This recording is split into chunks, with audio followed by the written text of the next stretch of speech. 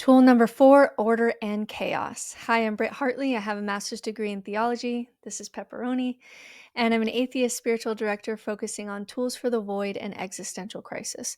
So, one thing that really helped me understand myself and the world is seeing things in terms of order and chaos. So, most of our creation stories start with some concept of chaos. It's one of the first themes that we find in our mythology and in creation stories.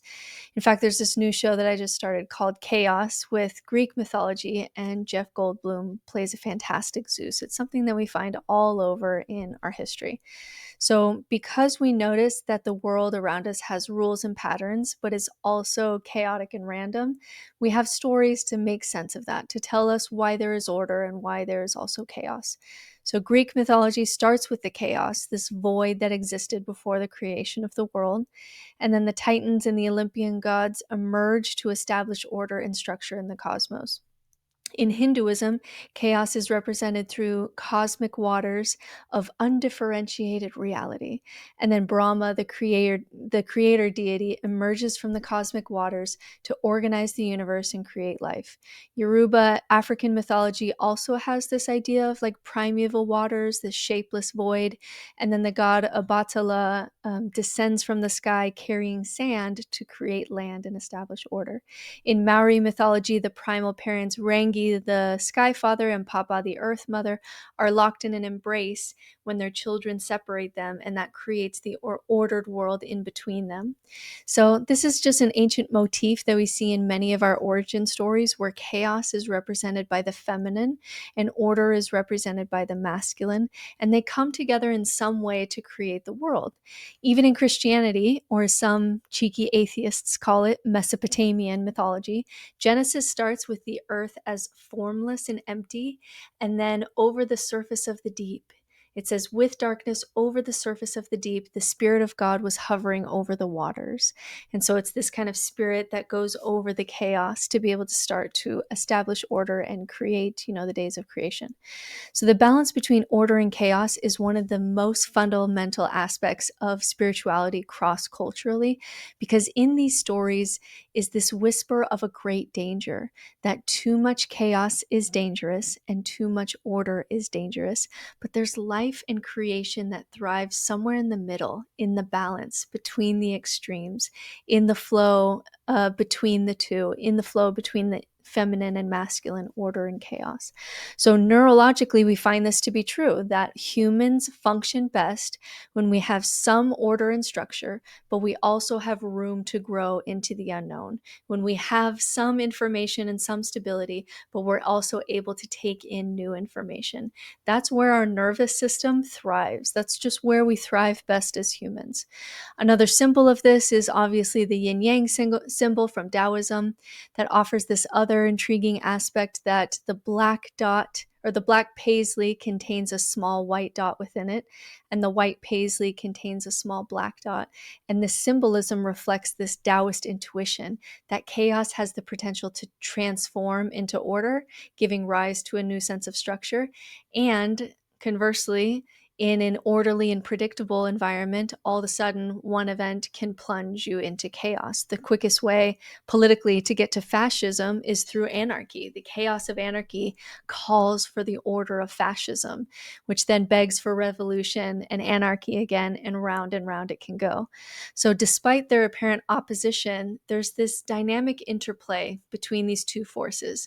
The color white represents order, the known, strength, life, the external energy, logic, structure, and then the black represents chaos, breaking open, intuition, death, the internal, flexibility, earth, receptivity. So physiologically, we cannot handle the extremes on either side, and we're always making moves individually on this spectrum, but also collectively. And it's quite natural to go through this process. When children are learning science, they're in a science class, we create a kind of structure of how the world works. Birds fly, for example, and mammals lay eggs, mammals have live young and have milk, and birds lay eggs. And then when we get older, we tell them that isn't quite accurate. There's this thing called a platypus. And we start to tear that structure down, and then we give them a new model of science that allows for more nuance. It's not lying to a kindergartner to say that birds fly. That's the amount of order that they can handle at that age, and then they'll continue to tear that model down and grow new models of understanding in more and more complexity. We do this in every aspect of our lives. Former pastor Brian McLaren compares this to growing like the rings on a tree, starting with simplicity, and then we move to complexity, and then we move to perplexity, and then back to harmony. And we just keep growing like rings in a tree over and over and over as we order things and then meet the chaos and have to restructure. And then there's a new order. Then we meet the chaos and have to restructure. So the two dangers at the edge of order and chaos in the world of spirituality and philosophy is the threat of fundamentalism, which is too much order, or nihilism, which is too much chaos. So too much order becomes fundamentalism. It looks like in religion, it would look like a list of do's and don'ts to appease gods. Too much order is so masculine, it becomes violent. So ordered, it becomes suffocating. So prescriptive that rights have lost all its meaning. So hierarchical that it becomes abusive. So sure of the known that it shuts down any new knowledge. And so authoritarian that it becomes essentially a prophet worshiping cult.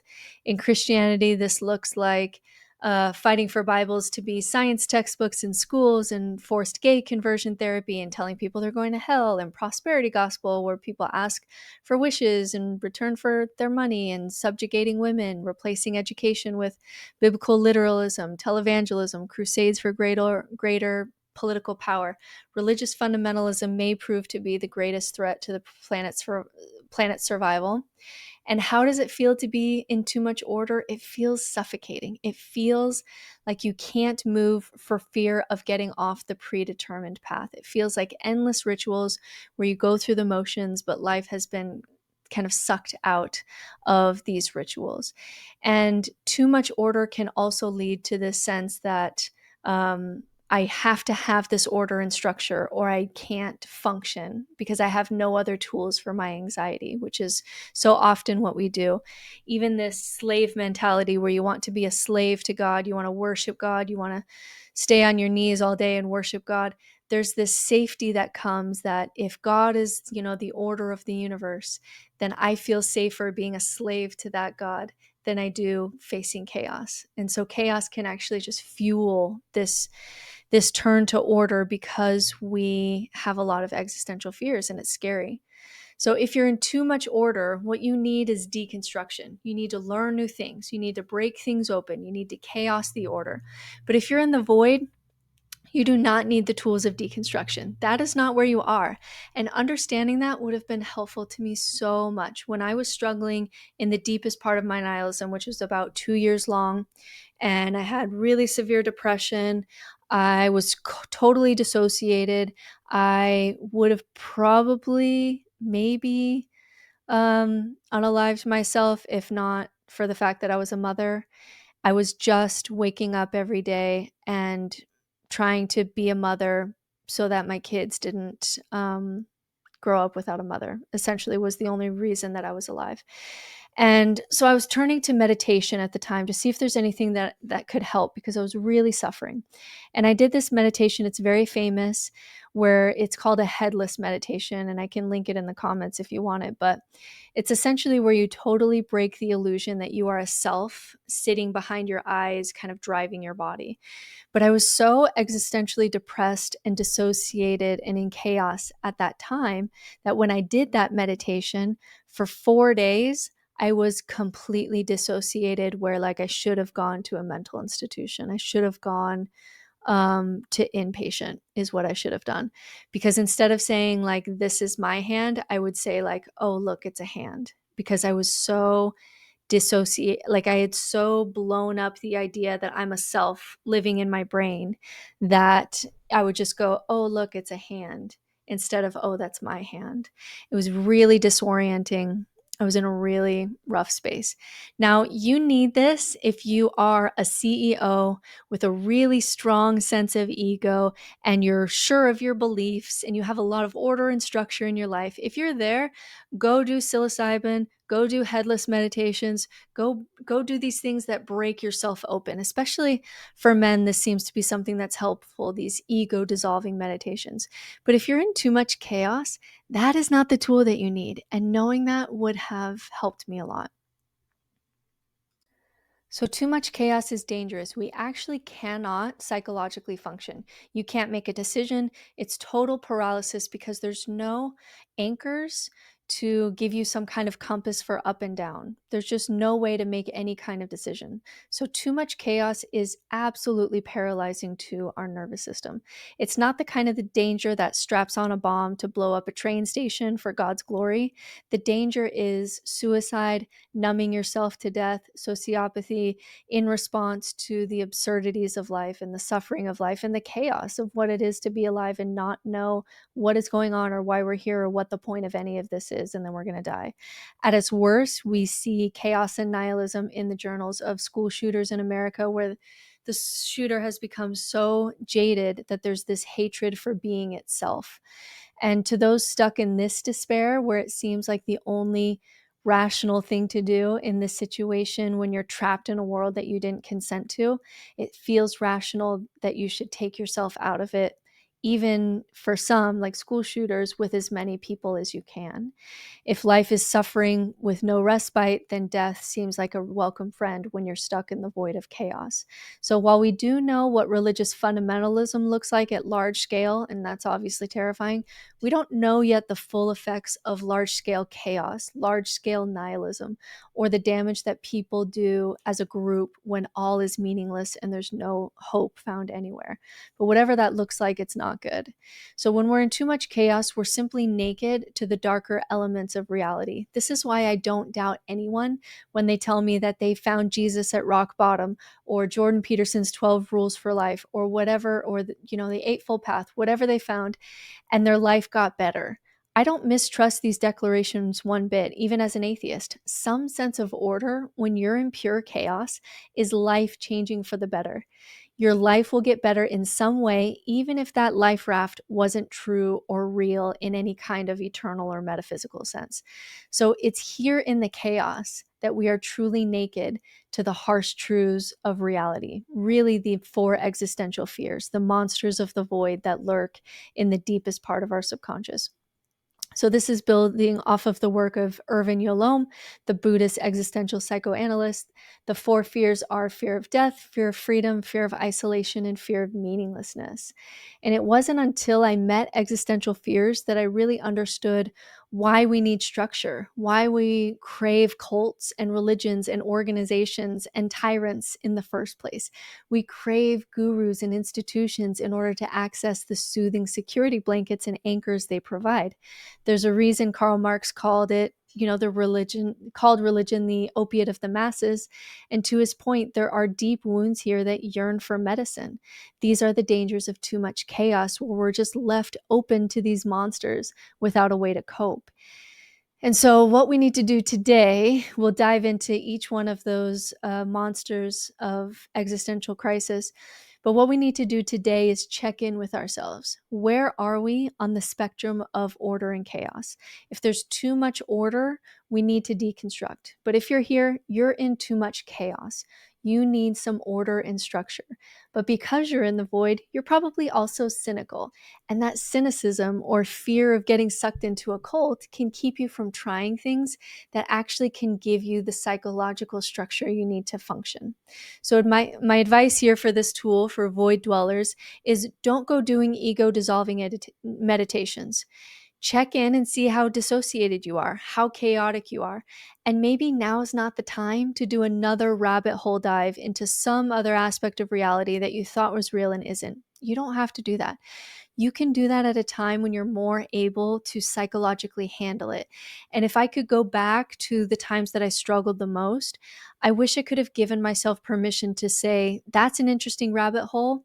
I'm going to put that on the shelf and deal with it when I'm more stable, because I'm not feeling attached to reality enough to blow up, another aspect of my perception.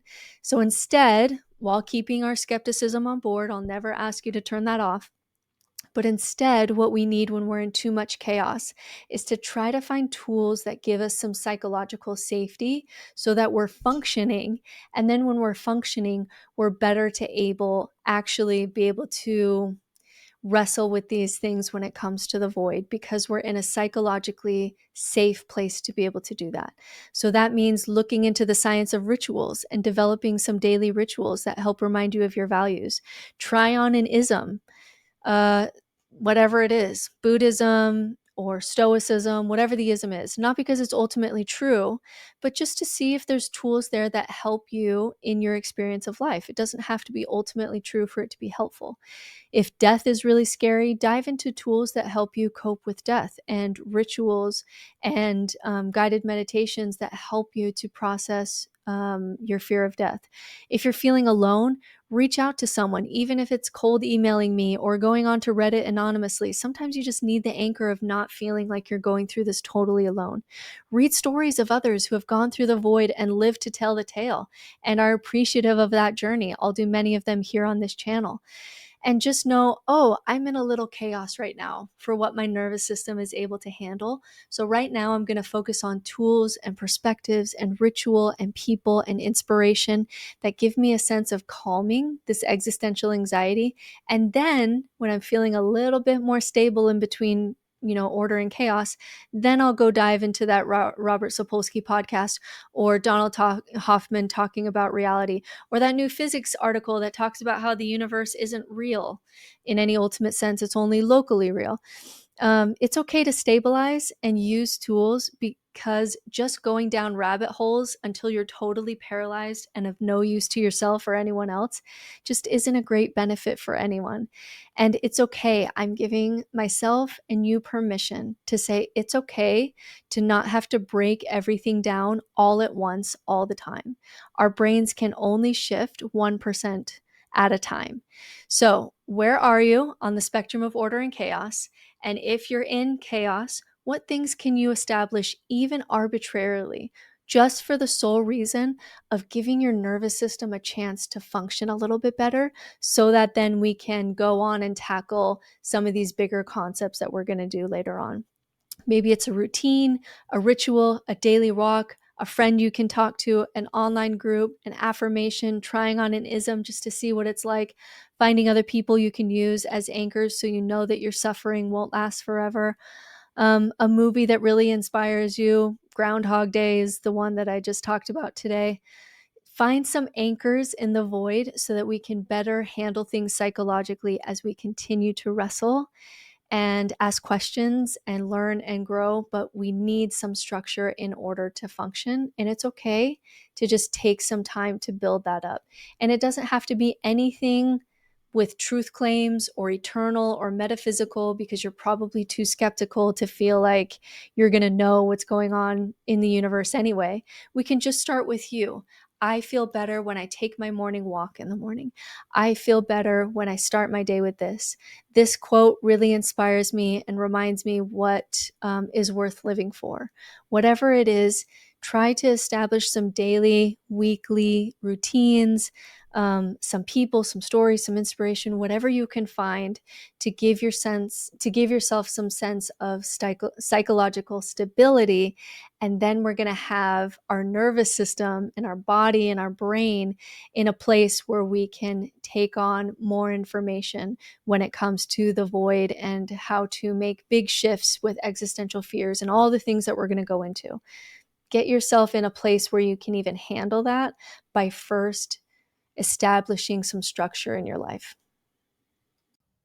For more tools on the void, subscribe here at No Nonsense Spirituality and check out the website nononsensespirituality.com for courses, including a course on nihilism, coaching, books, and more resources.